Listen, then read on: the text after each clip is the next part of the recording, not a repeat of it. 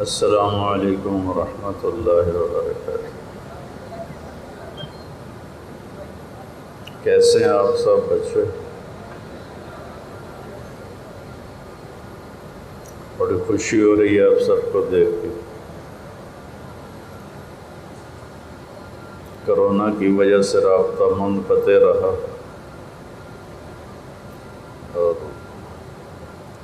آپ کے ساتھ ویسا بیٹھنا نہیں ہو سکا جیسے آپ سے پہلے ساتھیوں کے ساتھ بیٹھنا ہوتا تھا۔ اس کا ملال رہتا ہے، افسوس رہتا ہے۔ دعا ہے اللہ آپ کو خیر کا ذریعہ بنائے۔ ان ھذا الخیر خزائن، یہ خزانے ہیں اور ان کی چابیاں ہیں۔ لکل خزائن مفاتیح، فطوبی لمن جعلہ اللہ مفتاحا للخیر ومغلاقا للشر، وویل لعبد جعلہ اللہ مفتاحا للشر ومغلاقا للخیر۔ اللہ تعالیٰ آپ کو مفتاحا للخیر بنائے، مفتاحا للشر سے بچائے۔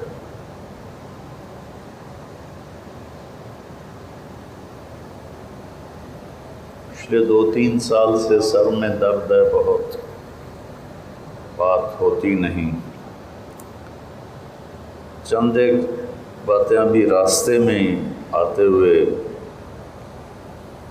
خیال آیا آپ کی خدمت میں پیش کر۔ انسان شہرت سے بڑا نہیں بنتا، پیسے سے بڑا نہیں بنتا۔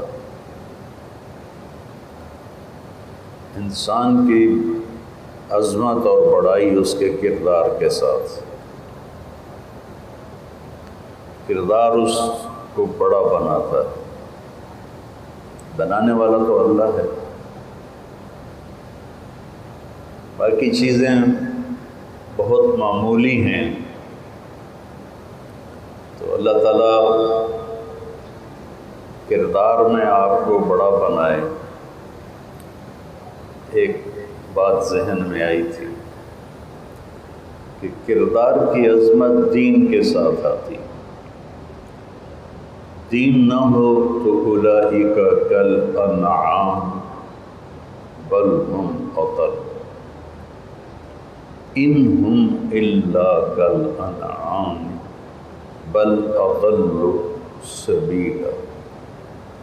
ان الذین کفروا من اہل الکتاب والمشرکین فی نار جہنم اولئک ہم شر البریہ ان شر الدواب۔ تو اب دیکھو یہ چند آیات قرآن کی میں، کہیں ان کو اللہ جانور کہتا ہے، کہیں بدترین مخلوق کہتا ہے۔ ان الدین عند اللہ الاسلام، ان اللہ یرفع بہ اقواما ویضع بہ الآخرین۔ لا تبکی یا فاطمہ فإن اللہ بعث أباک بأمر لا يبقى على ظهر الأرض بيت غبر ولا مدر ولا شعر إلا أدخله الله فيه بعز عزيز أو بذل ذليل۔ ہر کچے پکے گھر میں آواز پہنچے گی، اس میں ڈھل جانے والے عزت پائیں گے، اس کو ٹھکرانے والے ذلیل ہو جائیں گے۔ اسلام عبادت سے شروع ہوتا ہے اور اچھے اخلاق پہ جا کر مکمل ہوتا ہے۔ بنی الاسلام علی خمس، بنیا کا لفظ بتلاتا ہے کہ اسلام کی بنیاد کیا ہے۔ وہ 5 چیزیں ہیں۔ ایمان ہے لا الہ الا اللہ محمد رسول اللہ، نماز ہے، روزہ ہے، زکوٰۃ ہے اور حج۔ اس میں زکوٰۃ، حج مالداروں کے لیے، روزہ سال کے بعد ایک دفعہ آتا ہے صحت مند لوگوں کے لیے، نماز ایک ایسی چیز ہے جو دن میں 5 دفعہ دہرائی جاتی ہے۔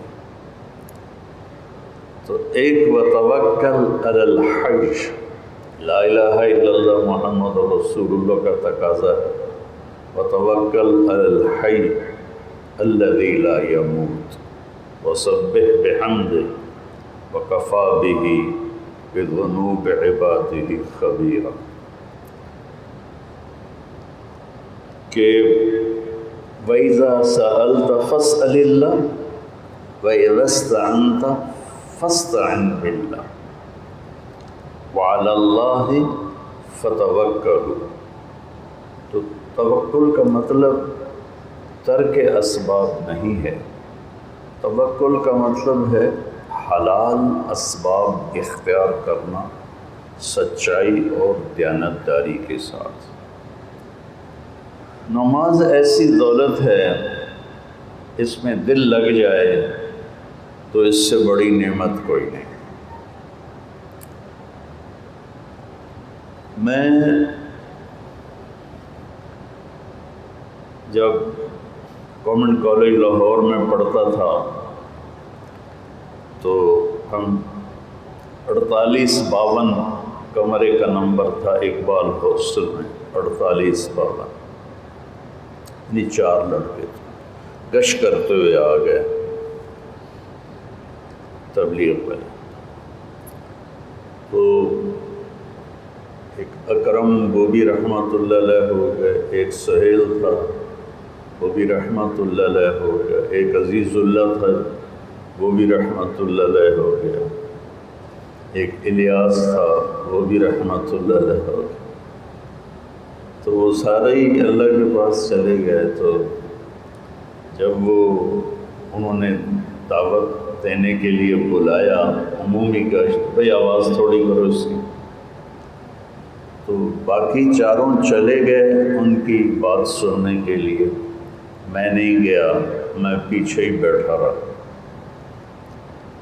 تو وہ چاروں تیار ہو گئے مسجد میں جانے کے لیے اور چل پڑے، انہیں پتہ ہی نہیں چلا کہ میں ساتھ نہیں۔ تھوڑی دور گئے تو انہوں نے دیکھا میں کوئی نہیں ہوں، تو انہوں نے آپس میں مشورہ کیا، یا عزیز اللہ رحمۃ اللہ علیہ کو خیال آیا، واپس آیا، کہنے لگا تو نہیں چلنا؟ میں کہا نہیں میں نہیں جاؤں۔ میں کہا کیوں؟ میں کہا تسی جاؤ، میرا دل نہیں کر رہے۔ تو وہ آیا اور اس نے مجھے یہاں سے پکڑا، الٹے ہاتھ سے یہاں سے، کہنے لگا برائی میں ہمارے آگے آگے چلتے ہو، اچھائی میں ساتھ نہیں دیتے ہو، چلو ساتھ۔ تو مجھے سے کھینچ کے ساتھ لے گئے۔ تو اس کھینچا تانی میں ہم لیٹ ہو گئے۔ تو جب میں مسجد میں پہنچا، ضلع کچہری کی طرف وہ مسجد ہے احاطے میں کالج کی، تو وہ نعیم الدین صاحب جو ہمیں دعوت دیا کرتے تھے اور ہم ان کا مذاق اڑاتے تھے، میں نے تو کمرے سے بھی بہت بے عزت کر کے نکالا۔ وہ سنتیں پڑھ رہے تھے، ظہر سے پہلے گشت تھا اور ظہر کے بعد بیان تھا۔ تو میں جا کے بیٹھا، تو میں نے سنتیں ادا نہیں کی، میں ویسی بیٹھ گیا جا کے۔ تو میری نظر ان پر پڑی، میں نے جب ان کو نماز پڑھتے دیکھا تو بچوں یقین مانو میرے اوپر کب کبھی طاری اٹھ، خوف کی وجہ سے، کہ میں نے زندگی میں ایسی نماز کسی کی دیکھی نہیں تھی، ایسا خشوع چہرے پر، اس طرح کی کیفیت اور پوری باڈی لینگویج، کہ میں اس کو بس ایسے ہی دیکھتا رہا۔ آخر میں نہ رہ سکا، میں نے کہا وہ عزیز اللہ نعیم الدین تو ویکھے نماز کے میں پڑھتا پہ۔ میرے والد صاحب علماء سے تعلق تھا ان کا، سیاسی طور پر جمعیت سے تھا، اس جمعیت علماء اسلام مفتی محمود صاحب رحمۃ اللہ علیہ گاہے گاہے علماء آتے رہتے تھے، ان کے ساتھ مجھے بھی زبردستی جانا پڑتا تھا اور نماز بھی پڑھنی پڑتی تھی۔ ان سب کو دیکھا ہوا تھا نمازیں پڑھتے ہوئے، لیکن اس نوجوان کو جو ہمارا کالج فیلو سینئر تھا اس کی نماز نے بیٹا مجھے شرمندگی میں دفن کر دی، حالانکہ اسے پتہ ہی کوئی نہیں ہے کہ ایک آنکھوں سے دیکھ رہے۔ اگر اپنی بنیاد مضبوط بنانی ہے نماز کو اچھا کرو، نماز کا ذوف، نماز کی بے رغبتی، نماز کو سر سے اتارنا، یہ آپ کے بنیادوں کو کھود کے رکھ دے گا اور آپ کے اندر آخرت کے ذوق اور شوق کے بیج جل جائیں گے، زندہ نہیں رہیں گے۔ تو ایک بات آپ سے یہ کرنی تھی، نماز کا ذوق پیدا کرو، ایسی نماز پڑھو کہ دیکھنے والے کو بھی مزہ آئے، کیسی نماز پڑھو۔ ابتدا ہے یہ، انتہا کہاں ہے؟ بنی الاسلام علی خمس، ابتدا ہے، بنیاد ہے 5 بات، انتہا کیا ہے؟ انما بعثت، غور سے سن، انما بعثت لأتمم مکارم الاخلاق، کہ میں بھیجا گیا ہوں صرف اس بات کے لیے، صرف انما، کہ تمہارے اخلاق کو مکمل کر دو۔ لأتمم مبالغے کا صیغہ ہے، اتمم، اور اس میں تکرار ہے کہ یہ ایسی محنت ہے کہ بار بار کرنی پڑے گی، تب جا کر اخلاق کی دولت ہاتھ میں آئے گی۔ تو آپ کے علم سے تو آپ اپنی بڑائی میں مبتلا ہو سکتے ہیں، لیکن ایسا نہیں ہے کہ لوگوں کے دلوں میں آپ جگہ بنا سکیں۔ لوگوں کے دلوں میں اور اللہ کی بارگاہ میں جگہ بننے کے لیے ضروری ہے آپ کی زبان کا بول میٹھا ہو، آپ کے اندر تواضع ہو، آپ کے اندر اوروں کے لیے ہمدردی ہو، محبت ہو، آپ فرقہ واریت سے دور ہو، اب بطور امت مسلمہ کا فرد اپنی پہچان کرواؤ، امت مسلمہ کا فرد ہونے کی حیثیت سے اپنی پہچان کرواؤ۔ تو انتہا ہیں اچھے اخلاق، اور اچھے اخلاق کی انتہا کیا ہے؟ تصل من قطعک وتعطی من حرمک وتعفو عن من ظلمک، یہ 3 چیزیں۔ یا ابا ہریرہ افلا انبئک باخلاق الاولین والآخرین، قال ما هو یا رسول اللہ؟ قال تصل من قطعک وتعطی من حرمک وتعفو عن من ظلمک۔ بیٹا پوری دنیا پھرا ہوں، بہت دفعہ پھرا ہوں، اخلاق والے آٹے میں نمک بھی کوئی نہیں، بڑے بڑے راسخین علماء خطیب موجود ہیں، لیکن اخلاق والے ڈھونڈے سے نہیں ملتے۔ آئے و شاخ گئے وعدہ فردہ لے کر، اب انہیں ڈھونڈ چراغ رخ زیبا لے کر، وہی چراغ رخ زیبا سے بھی نظر نہیں آتا۔ اور پہلی دفعہ میری زندگی میں جو مجھے احساس ہوا کہ مجھے اپنے اخلاق بنانے چاہیے اور میرے اخلاق اچھے نہیں ہیں، یہ پڑھ کے نہیں احساس ہوا۔ اور اگر ریٹائرمنٹ کی زندگی کا ایک ہفتہ آپ نہیں گزار سکتے جیسے ہم نے 8 سال گزارے، آپ ایک ہفتہ نہیں گزار سکتے، اتنی مشقت کی زندگی تھی۔ لیکن مولانا سید خان صاحب رحمۃ اللہ علیہ کو دیکھنے کے بعد مجھے پتہ چلا کہ اخلاق کسے کہتے ہیں اور اخلاق نبوت کیا ہے، اور یہ کتنی ضروری چیز ہے اور کتنی اہم چیز ہے۔ اس پر میں پچھلوں کو تو بہت سناتا رہا، آپ سے موقع کم ملا تو میرے سامنے یہ 2 باتیں آئی تھیں۔ ایک آپ کی نماز اچھی ہو، ایک آپ کے اخلاق اچھے، میں آپ کی زبان کا بول اور دل کی کیفیت، یہ 2 باتیں آپ کی عالی شان۔ ابو دجانہ بڑے صحابہ میں الصادقون الاولون میں سے، اور ہر غزوے میں شریک رہے، اور احد کی جنگ میں آپ نے تلوار ایسے بلند کی کہ یہ کون لے گا، تو کئی صحابہ کھڑے ہو، آپ نے کہا من یاخذہ بحقہ، اس کا حق کون ادا کرے گا، تو صرف 3 آدمی کھڑے رہے، عمر، زبیر، ابو دجانہ رضی اللہ عنہ، 2 مہاجرین، ابو دجانہ انصار۔ تو آپ نے وہ تلوار ابو دجانہ کو دی، یہ وہ ہیں ابو دجانہ۔ اور حضرت زبیر کہنے لگے میرے جی میں آیا کہ میں کوئی اس سے کم تو نہیں ہوں دلیری میں، اور میرا رشتہ بھی ہے پھوپھی زاد بھائی، مجھے کیوں نہیں دی، اس کو کیوں دی، میں دیکھوں گا کیا کرتا ہے۔ جب ابو دجانہ نے حملہ کیا تو وہ پیچھے ہو گئی،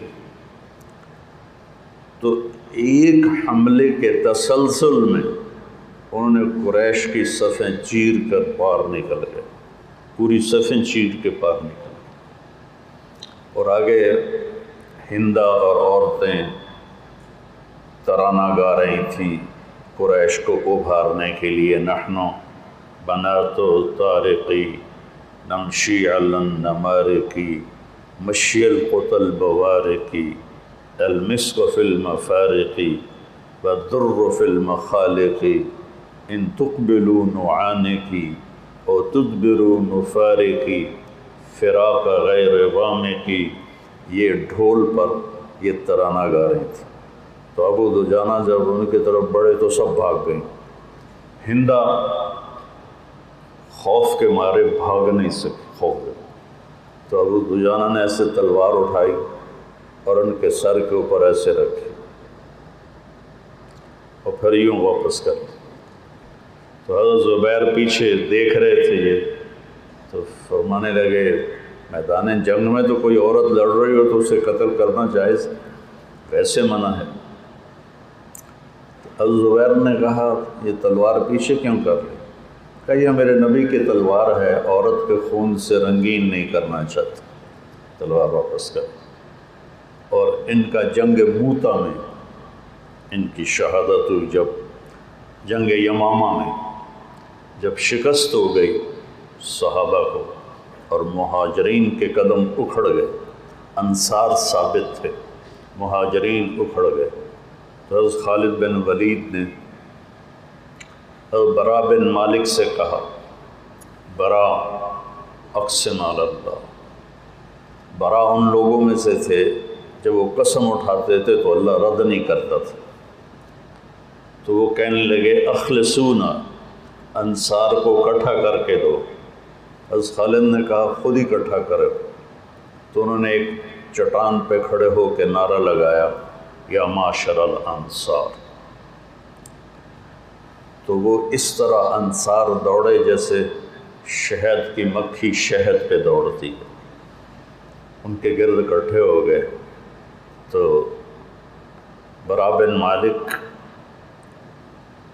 کعب بن عجرہ عباد بن بشر، قیس بن ثابت بن شماس اور ابو دجانہ رضی اللہ عنہ، ان 5 شاہ سواروں نے ان 3000 کو لیڈ کیا اور 1,00,000 کے مجمع پہ حملہ کیا۔ 1,00,000 مسلمہ کا لشکر کم سے کم تعداد آتی ہے 60,000 اور زیادہ سے زیادہ آتی ہے 1,10,000۔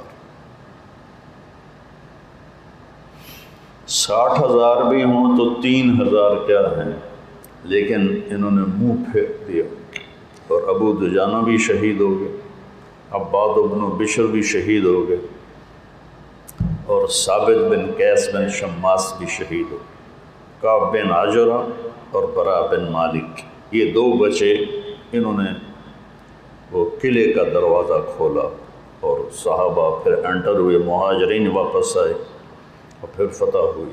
تو تھوڑا سا میں نے آپ کو ابو دجانہ کا پس منظر بتایا ہے تاکہ آپ کے سامنے اس بات کی طاقت آئے جو میں بتانا چاہتا ہوں۔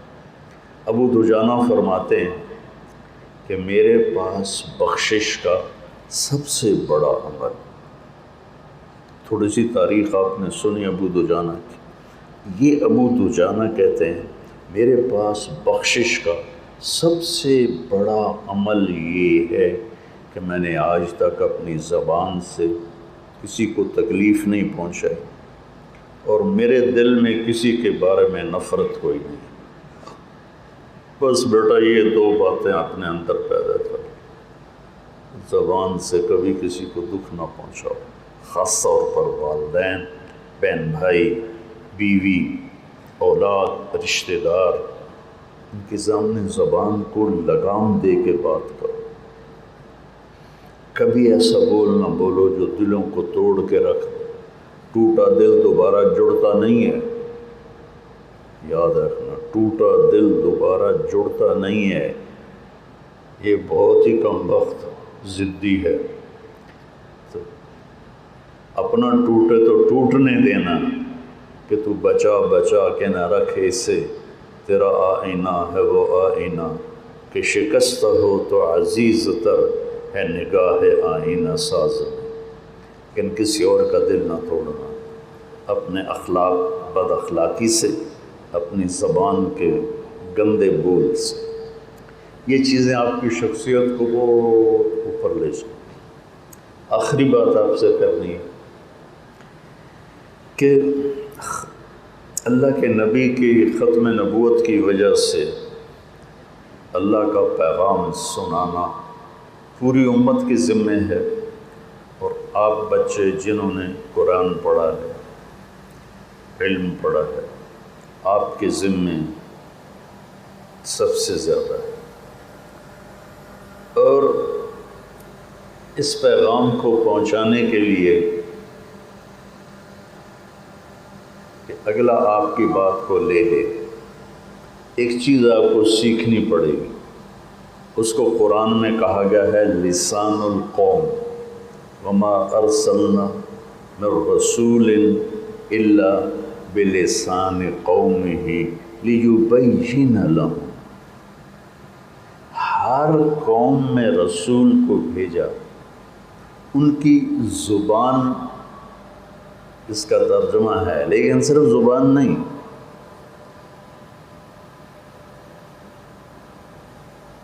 جس لہجے میں، جس محاورے میں دوسرے بات سمجھیں، اس لہجے محاورے میں بولنے کو لسان القوم کہتے۔ ابھی میں ابوالکلام کی اردو شروع کر دوں تھوڑے سارے دے اتو ٹپ جائے،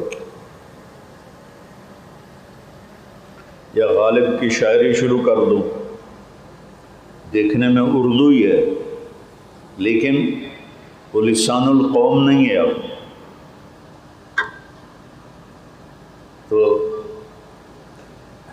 مولانا سید خان صاحب رحمۃ اللہ علیہ کے ساتھ سہارنپور میں تھا میں جماعت میں، تو انہوں نے میرا بیان رکھا، مولانا نے مغرب کے بعد، تو میں نے اس میں نا یہ ایک حدیث سنائی، من تواضع للہ رفعہ اللہ، جو اللہ کے لیے جھکتا ہے اللہ اس کو اٹھاتا ہے، باقی بیان تھا گھنٹے کا، تو اس کی میں نے مثال دی کہ دیکھو جس شاخ کو پھل زیادہ لگتا ہے نا آم کی، تو وہ نیچے جھک جاتی ہے، وہ نیچے جھکتی ہے تو زمیندار آ کر اس کے نیچے ایک ٹیک لگا دیتا ہے اور اس کے اوپر اس کی شاخوں کو اور پھل کو سنبھال کے رکھ دیتا ہے، ورنہ وہ جھک کر زمین کو لگیں گی تو گل جائیں گے پھل۔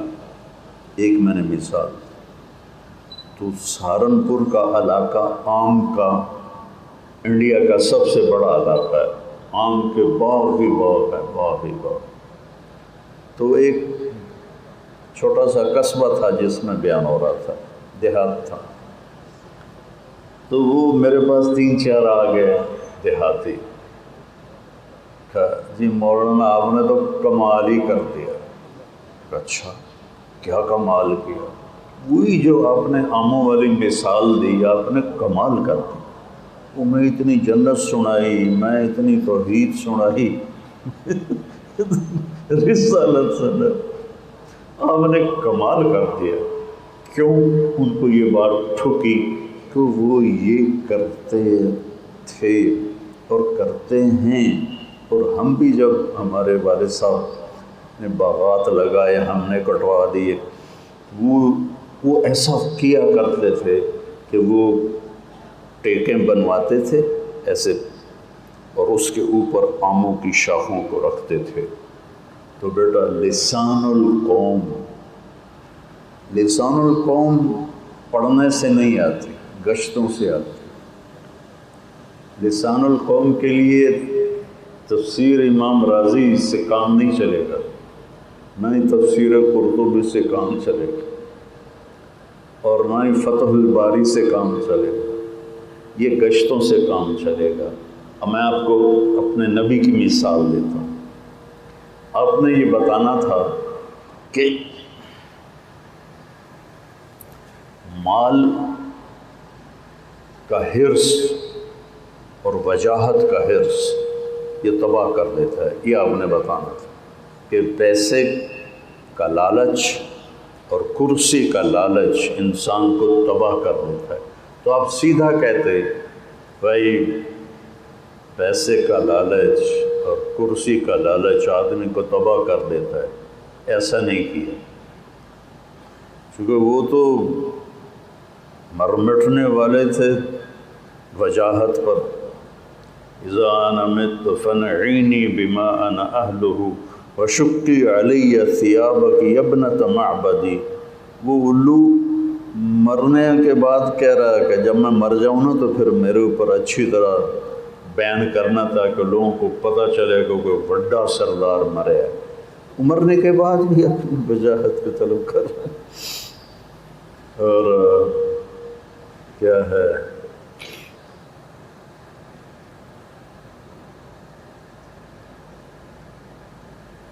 وَإِذَا تَكُونُ كَرِيهَةٌ اُدْعَى لَهَا وَإِذَا يُحَاصُ الْحِيصُ يُدْعَى جُنْدُهُ۔